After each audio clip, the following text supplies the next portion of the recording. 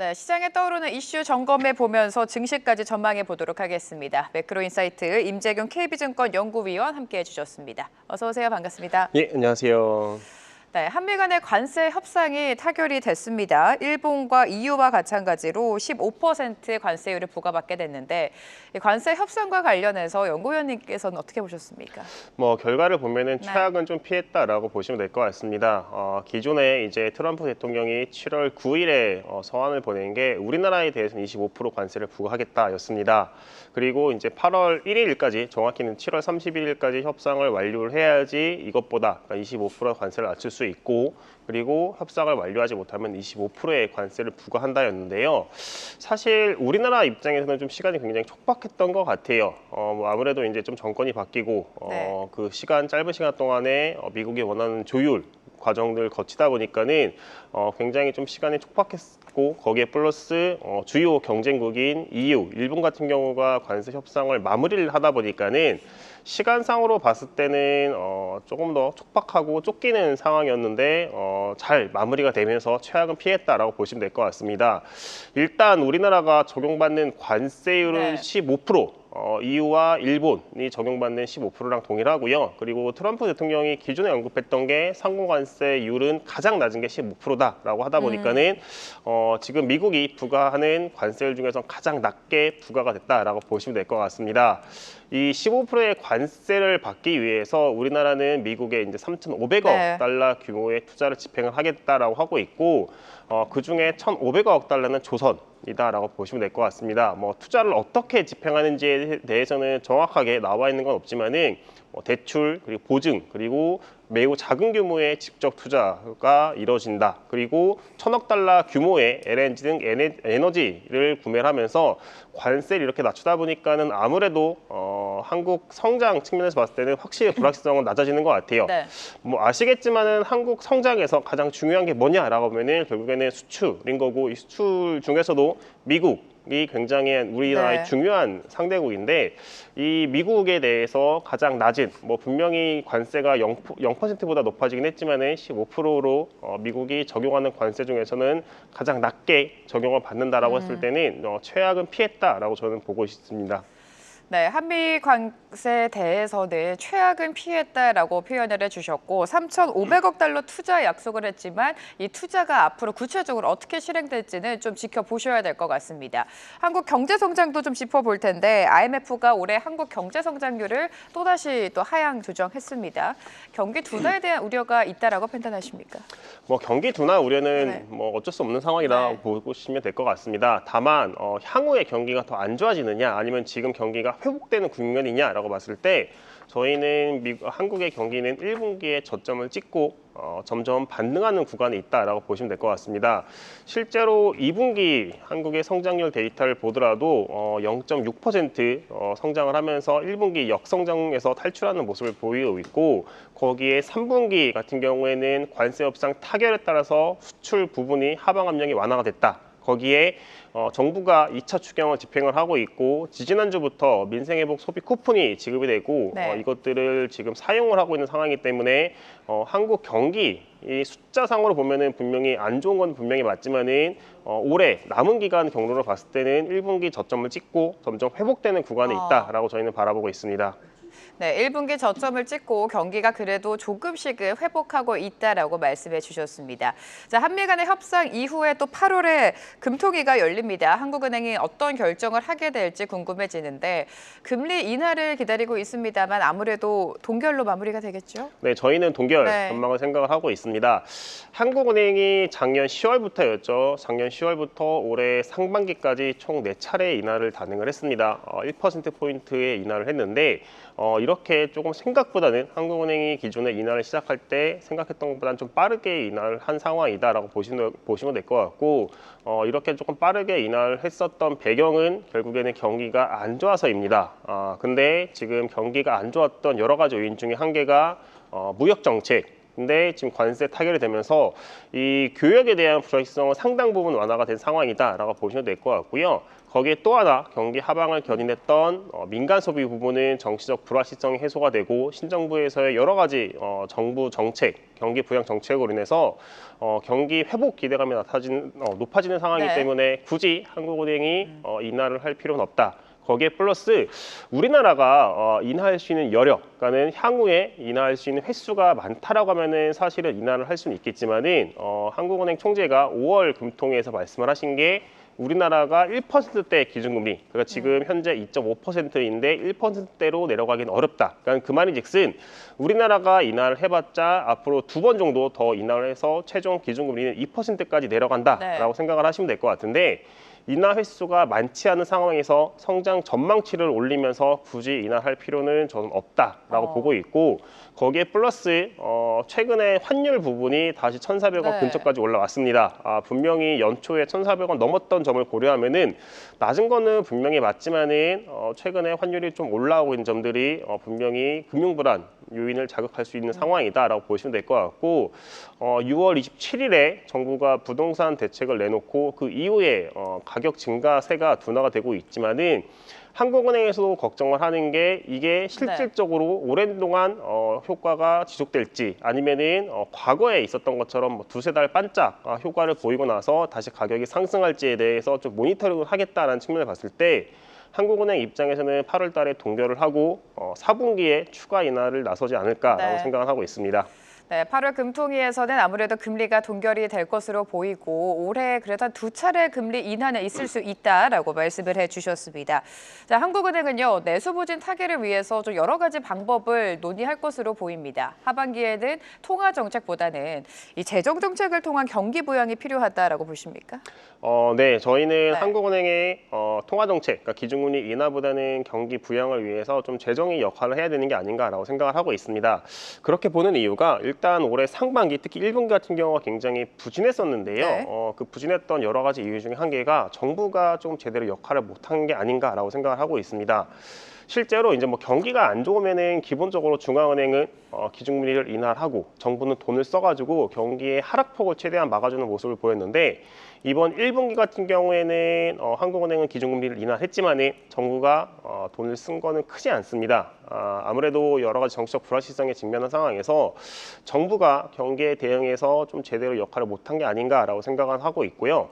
그런 측면에서 봤을 때 앞으로 정부의 역할이 커져야 되는 게 아닌가라고 저는 생각을 하고 있습니다. 또 하나 한국은행 입장에서 봤을 때 뭐 경기를 생각을 하면은 금리를 인하를 하는 게 맞겠지만은 지금 한국은행에서 조금 가장 중요하게 바라보는 요인이 부동산 가격입니다.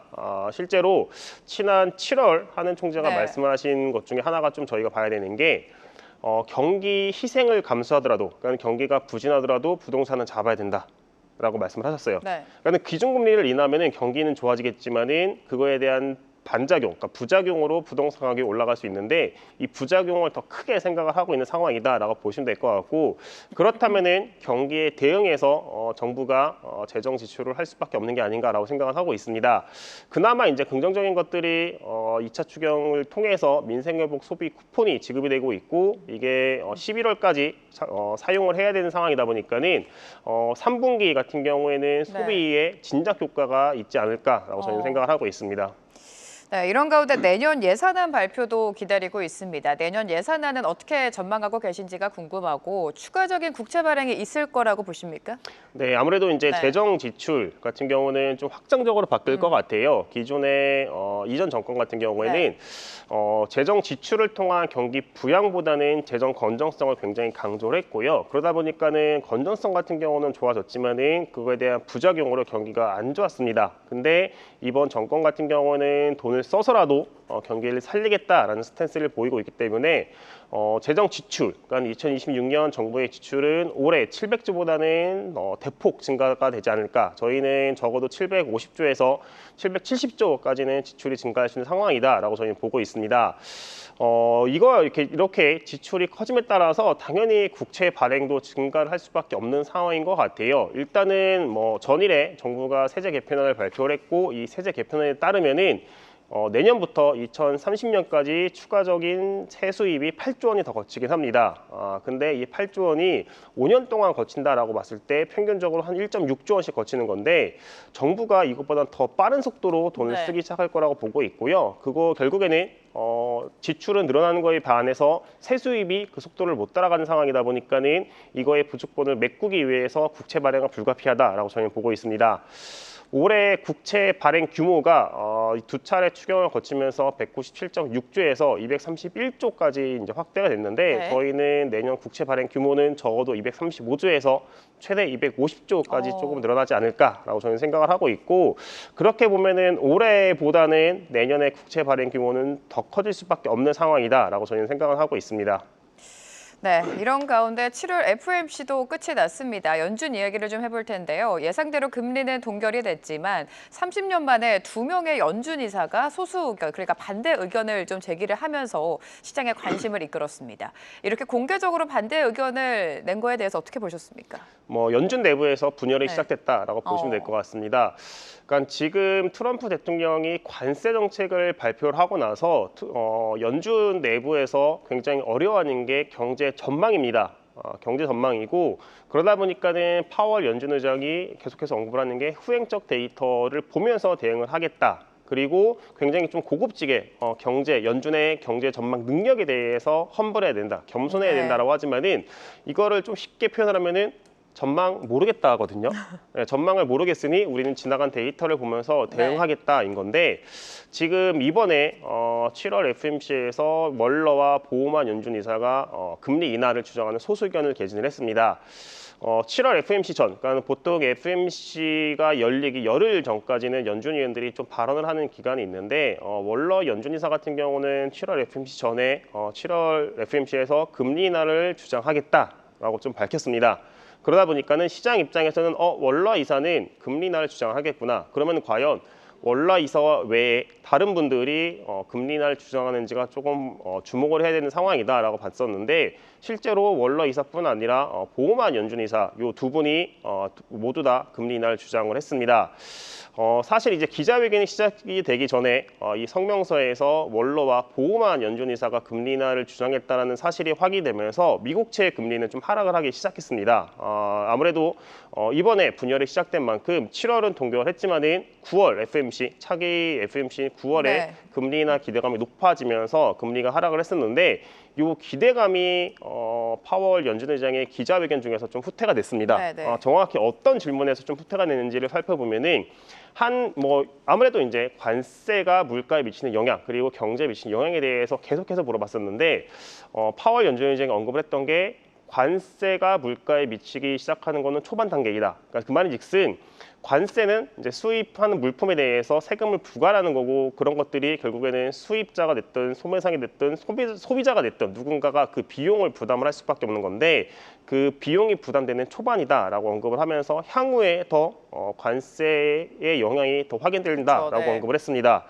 그 말인즉슨 두 명의 연준 이사는 금리 인하를 주장을 했지만은 연준 대다수는 여전히 관세에 따른 물가 우려를 걱정을 하고 있는 상황이다라고 보시면 될 것 같고 그러다 보니까는 9월 인하 기대감이 좀 후퇴가 되면서 금리가 반등한 상황이다라고 보시면 될 것 같습니다. 다만 저희가 좀 봐야 되는 거는 연준 내부에서 분명히 분열이 시작됐다. 그리고 이렇게 좀 굉장히 도비시한 의견을 내시는 분들이 금리 인하를 주장을 했지만은 여기에 플러스 중도파들까지도 금리 인하를 주장하는 의견들이 나온다라고 하면은 실질적으로 연준이 금리 인하 시점은 9월 혹은 그 4분기까지 지연될 수 있겠지만은 시장 입장에서 봤을 때는 기준금리가 동결이 되더라도 시장의 반응은 인하를 했다는 것처럼 네. 반응을 하지 않을까라고 저는 생각을 하고 있습니다.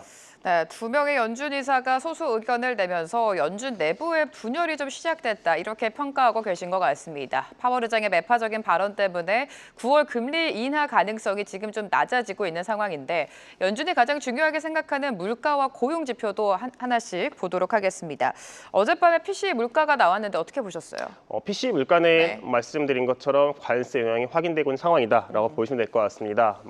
헤드라인 핵심 같은 경우는 전체 물가 같은 경우는 2.6, 핵심 PC 물가 같은 경우 2.8% 증가를 하면서 시장 예상보다는 소폭 높게 나오는 모습을 보이고 이런 것들이 4월 달부터 시작된 4월 달부터 미국 정부가 부과한 관세 영향이 점점 확인이 되고 있는 상황이다라고 보면 될 것 같고요.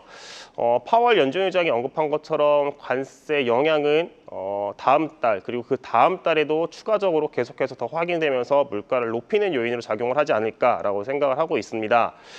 그러면은 사실 물가가 이렇게 높아지는 상황에서 그리고 관세 영향이 언제까지 지속될 수 있는지 좀 불분명한 상황에서 연준의 인하 기대감은 사실 많이 축소가 될 수밖에 없는 상황인데요. 네. 그럼에도 불구하고 저희는 여전히 좀 연준이 빠르게 움직일 수 있는 상황이다라고 보고 있는 게 고용 지표 때문입니다. 일단 고용 지표를 보면은 파월 연준 의장이 7월 FOMC도 언급을 했지만은 전반적으로 단단한 모습을 보이고 있어요. 실업률 같은 경우도 4.1% 기록을 하면서 역사적으로 봤을 때 좀 낮은 수준을 기록을 하고 있는 건데 문제가 다른 세부 지표들 같은 경우 보면은 분명히 둔화가 되고 있습니다. 아무래도 4월부터 시작된 관세 영향이 시차를 두고 고용 지표에서 확인될 수밖에 없는 상황이다라고 보시면 될 것 같고 이런 것들이 시간의 문제이지 결국에는 방향성으로 놓고 봤을 때는 고용 지표를 둔화로 이끌 수밖에 없는 상황이다라고 저는 생각을 하고 있습니다. 이 고용 지표가 사실 물가에도 영향을 미칠 수 있는 상황이다라고 보고 있는 게 자, 저희가 팬데믹 시절로 좀 돌아가 볼게요. 팬데믹으로 돌아가 보면은 여러 가지 공급발 충격이 발생을 했고 그런 것들이 물가를 지속해서 끌어올리는 요인으로 작용을 했어요. 근데 이렇게 물가가 끌어올라가려면은 결국에는 그만큼 수요가 붙었다라는 이야기거든요. 수요가 붙기 위해서는 경기가 견고해야 되고 그 말인즉슨 고용이 굉장히 호조를 보였다는 이야기인 건데 지금 고용 지표는 서서히 둔화되고 있습니다. 그러면은 기업들 입장에서 관세를 소비자들에게 전가시키는 게 굉장히 부담스러울 수밖에 없어요. 거기에 플러스 자 지금 물가 상승률은 둔화가 됐습니다만 지금 저희가 주목을 하고 연준이 주목을 하는 거는 물가 상승률입니다. 근데 이 상승률이 낮아진 거지 가격이 낮아진 건 아니거든요. 그 말인즉슨 여기에서 관세에 따른 비용을 소비자들에게 전가를 시킨다라고 하면은 사실 물가 부담, 소비자들의 체감하는 이 물가 부담은 더 높아질 수밖에 없고 그런 것들이 소비 위축으로 이어질 수 있는 상황이다라고 보시면은 기업들 입장에서 소비자들에게 관세를 100% 전가를 시키기보다는 최대한 본인들의 마진을 좀 축소를 하는 방향으로 관세에 따른 비용 부담을 소비자들에게 최소화하지 않을까라고 저는 생각은 하고 있어요. 그렇게 되면은 원러 이사라던가 그리고 대다수의 연준위원들이 기본 베이스 시나리오로 보고 있는 관세에 따른 물가 영향이 일시적일 수 있다. 그러면은 고용 지표가 꺾이기 시작하면은 연준은 빠르게 신속하게 금리 인하를 나설 수 있는 상황이다라고 저희는 보고 있고 저희가 봤을 때 9월 인하는 여전히 가능한 시나리오다라고 보고 있습니다. 만약에 저희 생각과 다르게 고용 지표가 9월 FOMC 전까지 둔화되는 모습이 확인되지 못하고 그러면서 연준이 9월에 동결을 결정한다라고 하면은 시장 입장에서는 4분기에 11월 혹은 12월에 빅컷 가능성을 좀 높여갈 것 같아요. 예를 들면은 작년 9월 달로 좀 돌아가 보시면은 7월 달에 연준은 동결을 했습니다. 그러고 나서 연준이 동결하고 나서 며칠 있다가 뜬 고용 지표에서 균열이 확인되기 시작했거든요. 그러면서 시장에서 나왔던 게 연준 긴급 회의 통해서 인하해야 되는 거 아니냐. 그러면서 빅컷 가능성이 높아졌고 실제로 작년 9월 달에 연준은 50bp 빅컷을 단행을 했었는데 이런 시나리오, 이런 모습들이 올해 하반기 연말에도 좀 다시 나타날 수 있고 저희가 그런 것들을 좀 기대해 볼 법하다라고 저는 생각을 하고 있습니다. 네, 물가와 고용에 대해서 자세하게 짚어주셨고요. 미국의 2분기 GDP도 나쁘지 않게 나왔습니다. 월스트리트 저널은 이 3% 수치를 두고 기괴하다고까지 평가를 하면서 왜곡될 가능성도 제기를 했습니다. 자, 이제부터 나오는 GDP가 진짜 미국 경기를 반영해 줄지가 궁금하고요. 만약에 이렇게 관세가 본격화되면 성장률도 하락하지 않을까 우려도 있거든요. 네, 성장 전망은 좀 하락할 가능성이 높다라고 보고 있습니다. 사실 이제 2분기 성장 GDP 숫자는 잘 나왔어요. 전분기 대비 이제 3%로 굉장히 높은 숫자가 나왔는데 이 숫자가 좋냐라고 보면은 사실은 1분기 숫자에 대한 반작용이라고 보시면 될 것 같습니다. 1분기에 미국 경제 성장률은 마이너스 증가율을 기록을 했어요. 근데 이 세부 내용을 보면은 왜 마이너스 증가율을 기록을 했는지를 좀 살펴봐야 되는 것 같은데요. 트럼프 대통령은 계속해서 언급을 했던 게 4월 2일에 관세를 부과할 거야. 그러면 미국 기업들 입장에서는 관세 부과하기 전에 열심히 수입을 늘리자. 수입 늘려서 재고를 쌓자라는 전략을 선택을 하는 거죠. 네. 미국 기업들이 이렇게 수입을 늘리게 되면은 수출의 수입이 늘어나면서 전체 성장에는 마이너스를 기여를 할 수밖에 없습니다. 근데 이렇게 1분기에 열심히 수입을 늘려서 재고를 쌓아놨던 것들이 2분기에 그러니까 4월 2일부터 관세가 부과가 되면서 수입은 축소가 되고 그에 반해서 수출 같은 경우는 증가가 되다 보니까는 이거에 대한 반작용으로 1분기 역성장, 2분기 3% 성장을 기록한 상황이다라고 보시면 될 것 같고요.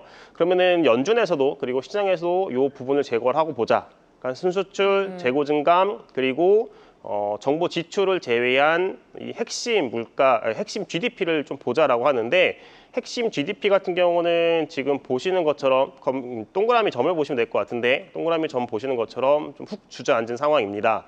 이런 것들이 하반기에 3분기, 4분기에 더 모습이 확인이 되면서 경기 둔화세는 계속해서 좀 나타나지 않을까라고 저희는 생각을 하고 있습니다. 네, 이런 가운데 미국 재무부가요, 분기당 2차례 실시하고 있었던 국채 바이백을 8월 13일 이후부터입니다. 4차례로 확대하겠다 이런 계획을 밝혔는데 국채 시장에는 어떤 영향을 줄까요? 아무래도 이제 장기물 금리에는 좀 하락 압력을 받을 수 있는 상황이다라고 보시면 될 것 같습니다. 그러니까 4월 2일에 관세를 부과하고 나서 네. 보통은 이제 관세를 부과했으면은 경기 침체 우려가 높아지고 그런 것들이 연준의 금리 인하 기대감을 높이면서 장기물 금리가 좀 하락을 합니다. 과거 사례를 보더라도 경기 침체 우려가 높아지면은 장기물 금리가 하락을 했었는데 이번에는 좀 반대의 상황. 시장 금리가 오히려 장기 쪽 금리가 크게 높아지는 상황이 나왔어요. 그 이유가 미국 자산에 대한 신뢰도 하락, 거기에 플러스 트럼프 대통령이 추진하고 있었던 그 당시 기준으로 추진하고 있었던 감세 법안에 따라서 미국의 재정 적자가 커지고 이런 것들이 국채 발행을 증가할 수 있다는 우려로 네. 인해서 시장 금리가 큰 폭으로 상승을 했었는데 이거에 대해서 좀 미국 재무부가 대응을 하고 있는 게 아닌가라고 생각을 하고 있습니다. 이 바이백이라는 게 결국에는 미국 재무부, 그러니까 미국 재무부는 보통 채권을 발행하는 주체인데 이 발행을 하는 주체가 기존에 유통되고 있는 채권을 사겠다입니다. 사서 다른 걸로 바꿔주겠다라는 건데 지금 분기당 2회씩 실시하고 있던 거를 4회씩 실시를 합니다. 그리고 그렇게 되면은 규모 같은 경우도 기존에 40억 달러에서 80억 달러로 커질 수밖에 없는 거고 그런 것들이 이렇게 바이백 횟수를 증가시키면서 장기물에 유통되고 있는 장기물의 이런 전체 양 자체를 줄인다는 점을 봤을 때 네. 수급 부담이 줄어드는 게 아닌가라고 저희는 보고 있습니다. 그리고 장기적으로 봤을 때 미국 재무부 입장에서는 장기물 금리를 낮추기 위해서 단기 쪽, 정확히 말하면 T빌 1년 미만짜리의 채권 비중을 늘리지 않을까라는 생각을 하고 있고 이런 것들이 빠르면은 이번 8월보다는 11월 달 미국 재무부의 국채 발행 계획에서 확인되지 않을까라고 저는 생각을 하고 있습니다. 네, 최근 미국 증시에서 코인 관련주가 좀 주목을 받고 있습니다. 스테이블 코인 시장의 활성화가 국채 시장에도 좀 영향을 줄 텐데 이 시장이 계속해서 커진다면 연준의 통화 정책에도 영향을 줄 수 있을까요? 연준의 통화 정책에 영향을 주기는 네. 좀 어려울 거는 같아요. 그런데 연준의 통화 정책에 영향을 주진 않겠지만은 장기 쪽 금리에는 영향을 줄 수 있는 상황이다라고 네. 저는 생각을 하고 있습니다. 이 스테이블 코인이 7월 중에 이제 미국 의회에서 법안이 통과가 됐고요. 이 법안에 따르면은 스테이블 코인 발행사들은 여러 가지 안전자산들을 사야 됩니다. 그리고 스테이블 코인 발행사들이 가장 주목을 하고 있는 것들이 T빌, 만기가 1년 미만짜리 요 빌을 산다라고 봤을 때 네. 미국 재무부 입장에서는 T빌 수요가 늘어나는 거에 따라서 발행을 늘리고 그렇다면은 다른 장기 쪽 비중을 줄일 수 있는 상황이다라고 보시면 될 것 같고요. 이렇게 발행 비중, 그러니까 장기 쪽 발행 비중이 주는 거에 따라서 수급 부담 우려가 줄고 그런 것들이 장기물 금리를 하락시키는 요인으로 저희는 바라보고 있습니다.